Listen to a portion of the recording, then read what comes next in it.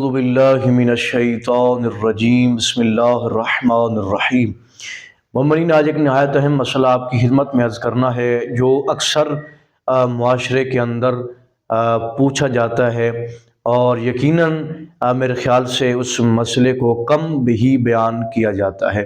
وہ یہ بھی ہو سکتا ہے کہ اکثر مومنین اس مسئلے سے واقف بھی ہوں، تو ہم نے ارادہ کیا کہ اس موضوع پر بھی ایک مختصر سی ویڈیو بنا کر آپ کی خدمت تک پہنچائی جائے۔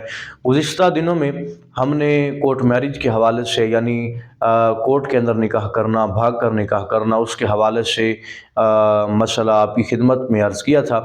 آج ہم اسی نکاح کے حوالے سے یہ بات کر رہے ہیں کہ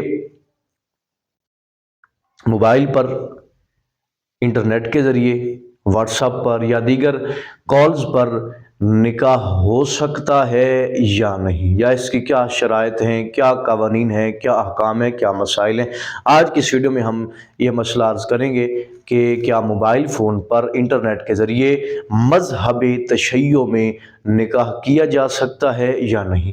تو مومنین، جی ہاں، آپ انٹرنیٹ کے ذریعے، موبائل کے ذریعے، کال پر بھی آپ نکاح پڑھوا سکتے ہیں کسی عالم دین سے، لیکن یہاں پہ ایک اہم چیز یاد رکھیں کہ بعض اوقات لوگ یہ پوچھتے ہیں کہ کیا ہم لکھ کر بھی، یعنی واٹس ایپ یا ویسے میسیج کے ذریعے ہم اگر وہ صیغے لکھ دیں اور آگے سے ہاں نا کا جواب آ جائے تو وہ بھی کیا نکاح درست ہوگا؟ نہیں مومنین، یہ ہمیشہ یاد رکھیں کہ نکاح کے صیغے عربی میں پڑھے جائیں اور ان صیغوں کو بولا جائے، بول کے یعنی الفاظوں کی صورت میں وہ نکاح کے صیغے ادا کیا جائیں۔